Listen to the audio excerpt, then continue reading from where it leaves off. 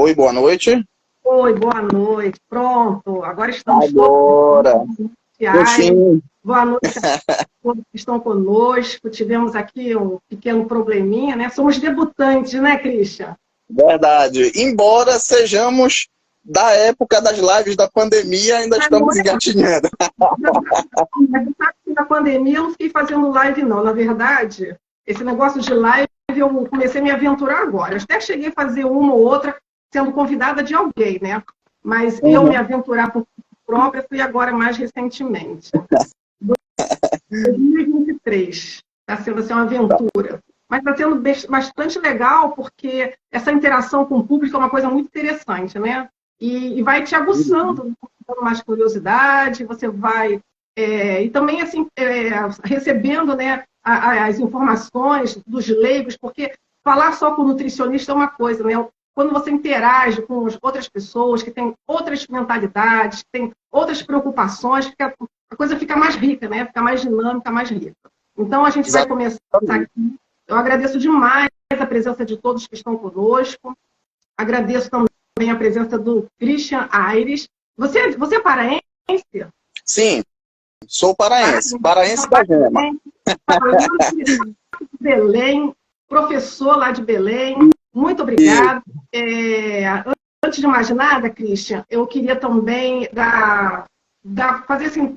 fazer 3 lembranças, né? Porque eu comecei a falar de idoso semana passada.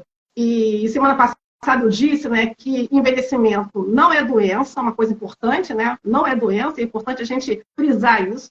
Que idoso também não é palavrão, não é para ninguém ficar ofendido quando é chamado de idoso, né? É idoso, né? Aí você tem o idoso jovem, o idoso mediano e o muito idoso que é a partir de 80. Mas todo mundo está ali no idoso, e se Deus quiser eu chego lá.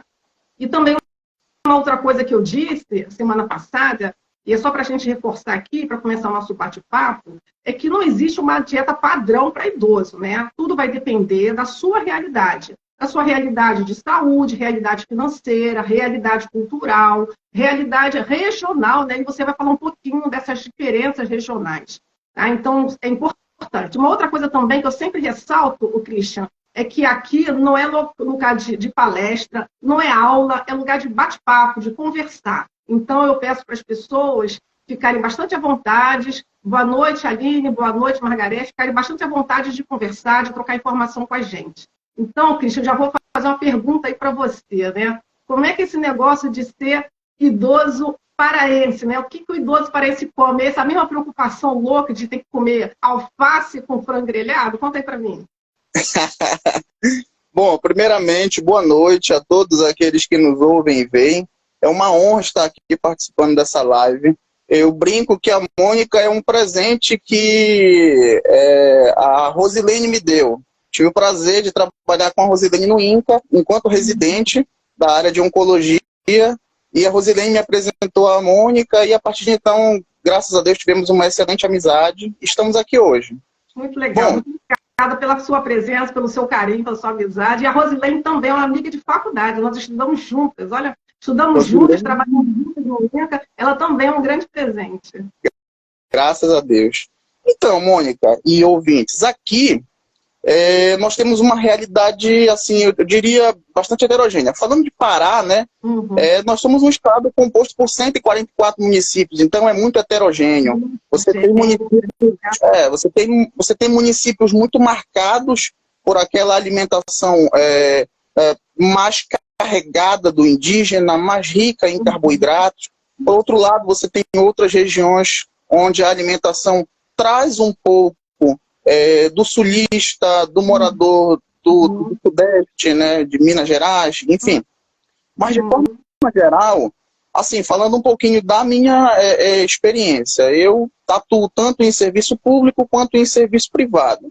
Falando um pouquinho do meu público, ele é um público, assim, hoje eu atendo ambulatório no serviço de cardiologia, né, no serviço público, trabalho com professor da área de nutrição, sobretudo dietoterapia, e também atuo, aliás, começarei a atuar a partir de julho agora no hospital público também. Então, assim, o meu público, ele é um público enfermo, né, sobretudo, e essa enfermidade, ela traz consigo marcas de como outrora foi a alimentação dele, né? Aquilo que você conversava na outra live, né? Envelhecer não é sinônimo de doença.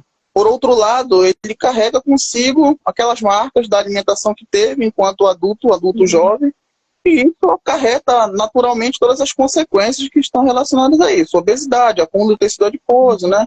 Então, meu público ele é basicamente um público hipertenso, diabético. Então, como é a alimentação desse público? É uma alimentação muito marcada por alimentos salgados. Aqui, a nossa região ela tem muito disso, né, dessa questão indígena. Embora você tivesse essa característica, né, de conservar alimentos pela salga no passado, aqui nós adotamos isso como uma questão de palatabilidade mesmo. A gente gosta, né, da carne salgada, do peixe salgado. Então, isso acaba também trazendo consequências para a saúde desses pacientes. Fora que a gente tem também aqui uma quantidade de frutas muito grande. E uma das frutas que você mais encontra presente aqui na alimentação dessa população é o açaí, né? Deixa eu contar uma coisinha, antes de você continuar falando do açaí, que esse assunto é um assunto até que me interessa bastante. Nesse período de pandemia, as aulas estavam online, né, principalmente, e teve uma aluna, eu estava dando aula numa pós-graduação de cuidados paliativos, e lá na ENSP, né, tinha aluno de todas as áreas, né, todas as regiões do Brasil, e tinha uma assistente social. Ela era do norte, eu não lembro agora qual era a cidade dela. Não lembro se era Belém, se era Manaus, ela era do norte. E ela, na minha aula, eu estava falando dessa coisa, né, de alimentação com prazer, de cuidado com as restrições. As restrições precisam ter finalidades, né, porque se não tem finalidade, não tem por que você fazer restrição. Você tem que também considerar os hábitos da pessoa, considerar as preferências daquela pessoa, enfim, são várias coisas que a gente precisa prestar atenção quando você está cuidando de pessoas em cuidados paliativos. E aí ela estava, e não teve uma hora que ela falou assim, se eu soubesse disso, uma parente dela, também não lembro se era cunhada, era alguma parente lá dela, que estava com câncer já na fase terminal, e fizeram muitas restrições para essa paciente por conta de sintomas, mas coisa que ela adorava comer era o açaí com a comida, né? E parece que o açaí você nem come com comida, né? Eu até estava lendo, né, que peixe com açaí é um prato típico aí de Belém, né? Mas parece que você bota açaí em tudo, até no arroz, no feijão. Não sei se vocês comem arroz e feijão aí, não sei. Olha, assim, a prática, normalmente, a gente costuma comer o açaí com uma proteína. Normalmente é o peixe frito, é o charque frito, que é a carne salgada, nós chamamos de charque aqui, não sei qual é o termo que se usa no Rio de Janeiro. Normalmente é carne seca. Carne seca, né? O charque, enfim, normalmente não se mistura ele ao arroz e feijão. Você, por exemplo, come uma colherada da proteína e uma colherada do açúcar. Tem até uns memes na internet que as pessoas brincam, não coloca açúcar no açaí, senão estraga, né? E tem aquela coisa da pessoa fazer sorvete e tal, aí a galera meio que já entorta o bico e tal, que, isso aí não é original, não é paraense raiz e tal. Olha, eu quero agradecer demais a presença da Lúcia Vasconcelos, da Carmen, da Ferbes, da Cris, tem várias, Lúcia, tem outras pessoas aqui, da Yasmin. Enfim, meus alunos. Muito obrigada pela presença de todos. Eu não vou conseguir ficar vendo tudo aqui, porque senão a gente perde aqui o fio da meada. Mas eu agradeço demais a presença da galera. Então, mas ela estava bastante angustiada que essa parente tinha sido proibida de comer o açaí. E ela deprimiu simplesmente. E uma outra coisa também que ela falou, a importância da farinha no prato, né? Como o paraense gosta de farinha, e assim, tirar a farinha deles é como se estivesse tirando o ar dele, né? Parece que ele não come sem farinha. Como é que é isso? Isso. Bom, primeiramente, assim, a farinha, ela é algo que nós trouxemos, né? Nós incorporamos a nossa alimentação, nós trouxemos isso do indígena, né? Então isso é muito marcante aqui na nossa região. Eu queria até citar aqui um trabalho, quem tiver a oportunidade de ler a respeito, que é um trabalho do Sérgio Koifman e da Ana Lúcia Rezende, da Fiocruz. Eles, inclusive, associam o padrão alimentar do paraense há algumas patologias, especificamente câncer gástrico, né? E nesse trabalho eles falam muito sobre a farinha de mandioca. E, assim, essa farinha de mandioca, perdão, eles falam, inclusive, sobre a evolução de consumo dela ao longo das décadas, né? E como que isso é marcante na alimentação do paraense. É muito interessante o trabalho. Eles pegam dados da Ceasa, muito bacana. Que legal, gente. Estou te cortando um minutinho, a Rosilene, a nossa madrinha, entrou aqui. Rosilene, falamos de você. Verdade. Um abraço, Rosilene. Já apresentou, muito obrigada aí. Lívia também entrou, Mili. Então, mas na prática, essas informações, ela não chega para o leigo, ela não chega lá na ponta, né, para o consumidor da farinha, né? E como é que é isso? Vocês, enquanto profissional de nutrição, profissional de saúde, vocês têm uma abordagem assim mais agregadora de entender, de aceitar a cultura da alimentação da população, ou vocês atropelam essa cultura alimentar e proíbem? Como é que funciona aí um pouquinho? Não tem como desconsiderar essa informação, até porque, como nós citamos anteriormente, é um alimento muito presente, né, na cultura do paraense. Então, o nosso trabalho ele é um trabalho, na verdade, de adequação, de adaptação. Tá? É muito difícil, até porque quando você retira alimentos como esses, que são a base, né, da alimentação dessa população, a adesão ao tratamento ela se torna muito difícil. Né? A adesão à terapêutica se torna muito difícil. Então, nós tentamos ao máximo, obviamente, né, dentro das nossas limitações, dentro das limitações do paciente, adequar esse alimento a essa realidade. Uhum.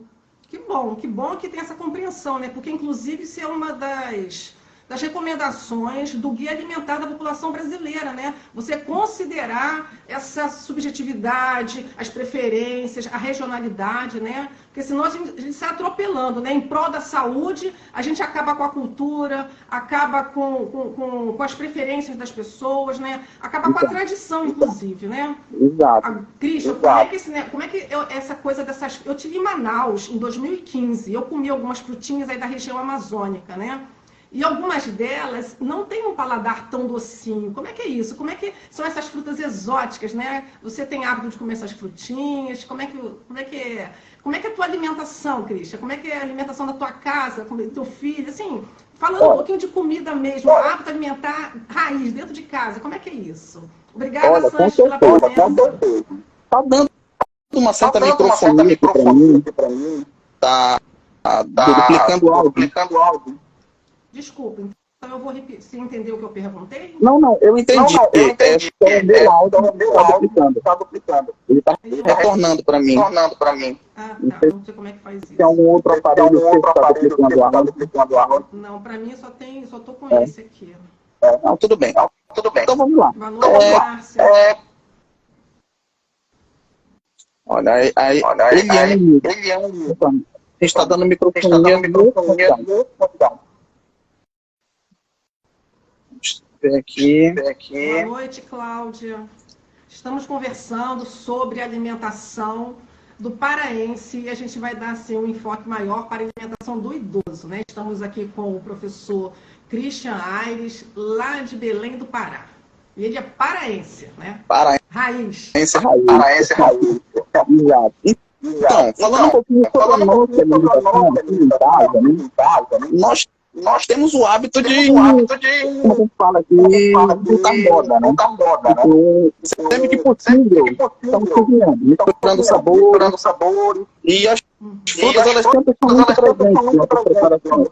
Uma delas, por exemplo, tem um sabor muito marcante, um sabor mais azedo, mais marcante mesmo, né? Nós estamos creme, preparações, inclusive, preparações salgadas, tirando salgados e doces. Cupuaçu também pode ser salgado ou doce? Sim, inclusive nós temos sorvete aqui. Cupuaçu eu só conheço sorvete e bombom, né? A minha avó é paraense, né? Era paraense, né? Ela faleceu já há muitos anos, a mãe do meu pai, minha avó Nazaré, ela falava muito de pupunha, cupuaçu. o açaí, né, que todo mundo conhece, na época, porque depois que ela faleceu, que o açaí passou a virar moda aqui no Rio de Janeiro. Mas não era tanta moda na época enquanto ela estava viva. Mas ela falava muito da pupunha e desse cupuaçu, né? Que eram as frutas. Eu experimentei já cupuaçu em doce, mas o idoso, ele é proibido de comer essas coisas aí, de modo geral, vocês fazem alguma restrição, porque a farinha você falou que está permitido, né? Não tem como tirar, né? Mas e essas frutas, assim, essas preparações, como é que fica isso? Quantidade de fruta para o idoso, porque também tem muitas frutas que são pequenininhas, né? Isso, assim, o áudio tá... Eu vou fazer o seguinte, deixa eu tentar sair e entrar novamente, porque o áudio... Desculpa, você vai fazer o quê? O áudio tá bem ruim. Não, então, agora ficou bom. Será que... De vez em quando fica bom, A questão é que tá dando uma microfonia, tá? Acho que se você... Não sei se você sair e entrar, não sei. Acho que vai perder tempo aqui, não sei como é que faz. Também. Enfim, a questão é a seguinte, assim, não existe uma produção primária. Seria importante avaliar, né, caso a caso. Você tem frutas de textura mais dura, dependendo do caso. O paciente que tem essa dentição comprometida, já não poderia consumir, mas não poderia, ele teria mais dificuldade para ir, né?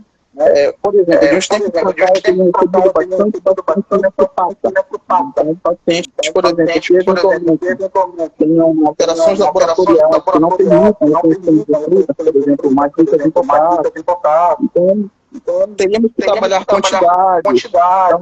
Então, tem muito a ver com o paciente. Mas, de forma geral, não. É uma...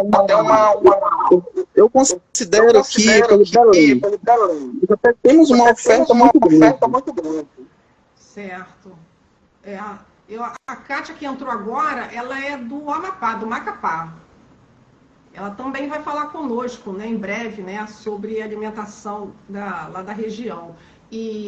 Mas essas frutas exóticas, né, elas têm, assim, elas são bastante ricas, né, em várias vitaminas, minerais, ou seja, a oferta de vitaminas minerais a partir das frutas exóticas, né, me parece que também aí no Pará se come muito peixe, né, que também é um alimento riquíssimo em proteína. Ou seja, esse idoso, de modo geral, ele está coberto, né, por essa gama de nutrientes importantes.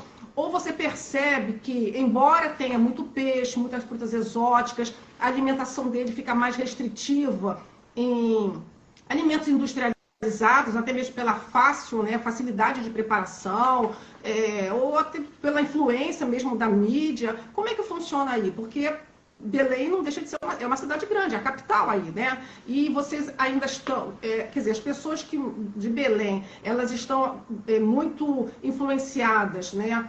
Pela essa alimentação mais moderna, mais de ultraprocessados, de alimentos industrializados, ou a tradição de comer ainda as coisas mais da terra, ela prevalece? Como é que funciona na sua percepção? Olha, também depende disso, de repente, de grupos sociais, eu não sei, dos grupos sociais dos idosos, o que você vê aí? Olha, Mônica, o que eu percebo a nível ambulatorial, que é o que eu tenho com mais frequência, né? Eles ainda mantêm muito das origens alimentares. A questão é, eles acabam restringindo muito essa alimentação. Embora você tenha uma oferta muito grande de frutas, né? Você vai à feira, por exemplo, você encontra as mais variadas frutas, tá? A questão é, mesmo tendo essa grande oferta, muitas vezes eles acabam optando sempre pelas mesmas frutas. Obviamente, né, naturalmente que nós não podemos desconsiderar aqui a questão financeira, né? Nós tivemos uma pesquisa recente agora, inclusive, né, que demonstrou que muitos dos casos de insegurança alimentar eles estão relacionados ao impacto financeiro que a alimentação tem nessa população. Então é impossível desconsiderar isso. Embora haja oferta, nem sempre eles são tão acessíveis.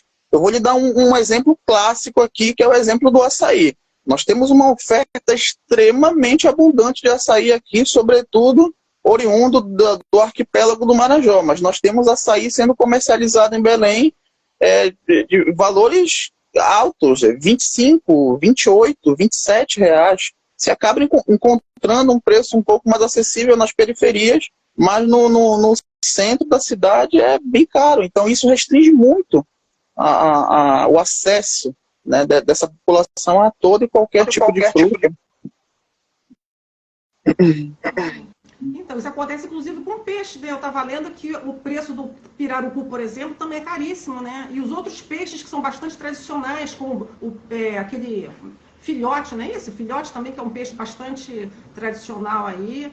Ou seja, isso vai para a mesa dos ricos, né? E a população mesmo não tem acesso, né? Como muitas outras coisas. Eu não digo exclusivamente do rico, mas eu posso dizer que assim, o consumo ele fica restrito a ocasiões mais pontuais. Então, vamos citar um exemplo, a Semana Santa. Né? Então, por exemplo, eu vou falar por mim, determinados locais que eu cheguei a visitar, eu cheguei a encontrar filhote de mais de R$ 100 o quilo. Então, assim, é caro. O pirarucu, por exemplo, que embora seja um peixe oriundo da região amazônica, eu, assim, dentro do meu convívio familiar e de amigos, não é tão comum, né, o consumo, é realmente restrito mais a ocasiões em que dá aquela vontade. Hoje me deu aquela vontade de consumir um pirarucu com açaí, uma coisa diferente hoje. Né? Inclusive aqui em Belém, nós temos vários locais especializados nesse tipo de alimentação mesmo, né? Eu vou dar um exemplo aqui, não estou fazendo propaganda, que é o Ponte do Açaí. Quem é paraense aqui vai conhecer. Então, o Ponte do Açaí ele oferece, né, essas preparações aí com açaí para o cliente consumir. Mas é como eu digo, acaba ficando dando valor.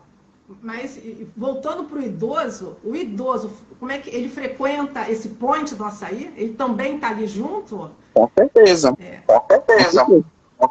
Sempre possível. Eu queria saber, assim, o idoso daí, né, do teu meio, né, não só meio social, mas o meio também que você atende, que você atua. Você vê esses idosos ativos, idosos mais saudáveis ou idosos mais fragilizados, né? Embora você falou que no hospital você tem uma população doente, mas às vezes é um doente que está tratando uma pressão alta, um diabetes, ele não está tão fragilizado, né, tão debilitado. Como é que essa população aí que você atende e quais são as principais queixas desse idoso? Mônica, dentro da minha realidade, que é uma realidade de setor público, a grande maioria são pessoas fragilizadas econômica, socialmente, né? São pessoas, inclusive, que trazem bastante carga emocional nas consultas, eles relatam bastante isso. Eu até pergunto, como é a sua alimentação em casa? Muitos deles até citam, olha, doutor, eu não tenho muito prazer em cozinhar, eu sou uma pessoa só, né? Eu acabo... mas eu pergunto, mas vem cá, na sua família não existe eventos onde você possa socializar, né, participar desse momento de alimentação em família?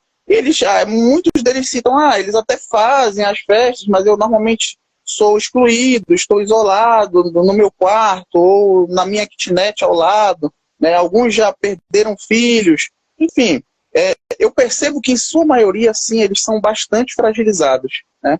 É sempre importante, como você falou, né, na live passada, compreender qual é a dimensão que ele tem de idoso. E eu sempre procuro, né, questionar a eles qual é a dimensão, o que ele entende. E a maioria deles, por incrível que pareça, acaba relacionando, traz essa carga, né, de relação entre essa fase e doença. Doutor, doente é assim mesmo. Ninguém quer saber de doente. Ninguém quer saber de velho. Né? Então é complicado. É difícil. Ou seja, né, muda o estado, muda a cidade, mas o nosso Brasil tem queixas assim, muito semelhantes. Né? Eu estou aqui também com a Camila Barros, ela é de Goiânia, ela também vai ser uma das da minha próxima convidada, né, mais para frente. E a gente vai conhecendo, isso aí está sendo muito bacana, sabe, Christian? Conhecer um pouquinho da realidade do paraense, né? Porque não muda muito da minha realidade aqui.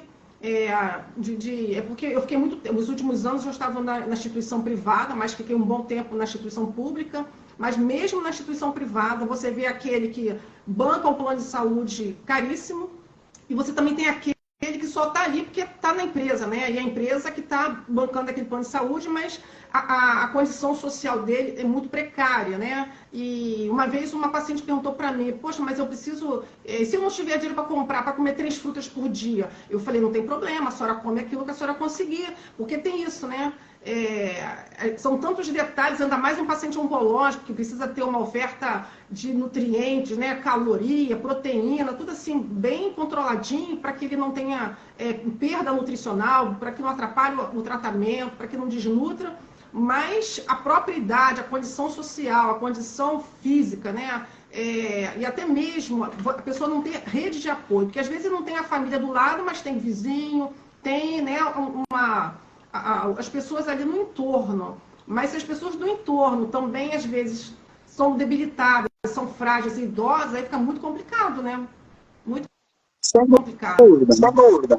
Um ponto que você tocou agora é uma coisa que eu percebo, inclusive, quando eu estava escrevendo a minha dissertação de mestrado, eu até citei alguns parágrafos envolvendo isso, né, porque eu trabalhei com alimentação, eu trabalhei com um questionário semi-quantitativo de pacientes oncológicos, e eu trabalhei muito com o perfil dietético desses pacientes, né. E o que eu percebia muito? Como eu já falei anteriormente, né, um consumo muito elevado de farinha, né, enfim, pimenta, bebida alcoólica, em detrimento de um consumo muito baixo de alimentos protetores. Inclusive, isso é um relato que você observa em vários estudos, né? Ou seja, onde é que eu estou querendo chegar? É que isso daí, o idoso não está excluído disso. Na verdade, o câncer, né, por ter entre outras características, né, o acúmulo de erros, entre aspas, né, ele acaba acometendo bastante o idoso. Então, o que a gente percebe? Um consumo até elevado, caloricamente falando, por outro lado, muito pobre em nutrientes protetores, antioxidantes. E, repito, não é falta de opção. Muitas vezes pesa muito o financeiro. Mas vou falar, dentro da minha prática, pesa muito a orientação. Eles não têm muita orientação, eles têm pouca escolaridade, em sua maioria, pelo menos o meu público. Né? Então pesa muito isso, eles não entendem muitas vezes, né, que existe essa relação.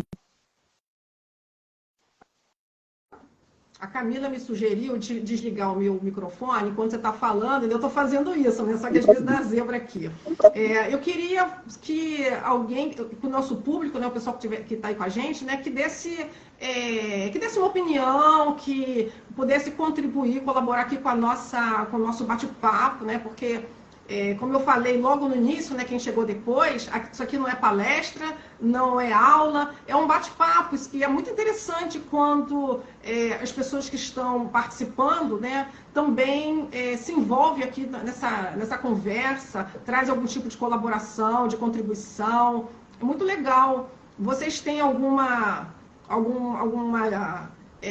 observação para fazer em relação à alimentação do idoso, na realidade de vocês? Seja como profissional, seja como idoso, até mesmo como filha, né? Ou um cuidador talvez profissional, não sei. Alguém aí quer se manifestar, quer trazer algum tipo de contribuição? Quem estava aqui com a gente, o Christian, a Lúcia, ela semana passada até ela falou, né, que tem uma mãe de 100 anos e come de tudo. Isso é muito legal, né? Isso é muito legal. Mas você falou essa questão da orientação, né? E você sabe que eu faço meia-culpa, não meia-culpa de eumônica, né? Especificamente, mas assim, de nutricionista, né? Nós da nutrição, a gente está tão focado, às vezes, em doença, a gente fala tão pouco de comida, né, Christian? Tão pouco de comida. E a gente não orienta, a gente só fica falando só do que pode comer, do que não pode comer, de nutriente, de carboidrato, de proteína, de vitamina, mas a gente esquece de falar de comida propriamente dito, né? Então, eu acho importante a gente falar um pouco de comida, por isso que eu estou trazendo, né, essa proposta, né, de conversar sobre a alimentação do idoso e até mesmo pensando nesse Brasil grande, né? Mas me parece que as fragilidades são as mesmas, as dificuldades são as mesmas, né? E isso é muito triste. E mais triste ainda que a gente tem um serviço que não oferece profissional de nutrição para todas essas pessoas, né, para que eles possam ter orientações adequadas. E também é muito triste porque nós, enquanto profissionais, estamos muito focados na questão da visão biomédica, né? De olhar para a comida enquanto nutriente, não pensar o quanto aquilo pode trazer prazer e pode também agregar valor, né, na vida da pessoa, né? E tem gente até que fica, nutricionista, fica até com medo, né, de falar com o nutricionista, de sentar perto de um nutricionista, porque vai receber algum tipo de crítica na alimentação. E essa observação que você trouxe, né, da desorientação das pessoas, isso é muito triste, né? Porque, infelizmente, a gente não tem profissional em todos os serviços públicos, em todos os serviços privados. E quanto mais doente, parece que mais angustiada e preocupada a pessoa fica, né? Para querer cuidar dessa alimentação e nem sabe o que fazer, né? Como é que você vê isso? Exato. Até pouco tempo atrás, na verdade, eu estou me despedindo da sala de aula agora. Tem até alunos meus aqui, agradeço a participação de todos. Resolvi dar um tempo de sala de aula e até pouco tempo atrás eu ministrava a disciplina de dietoterapia e logo no início da disciplina eu sempre falava isso para eles. Eu digo, gente, como é que vocês entendem a nossa relação enquanto seres humanos, enquanto, entre aspas, animais com a alimentação, né? Então, uma das coisas que eu sempre falo é o seguinte, qual é o papel social do alimento, né? Pensa na ceia de Natal que você participa, pensa nas tuas reuniões com os teus amigos,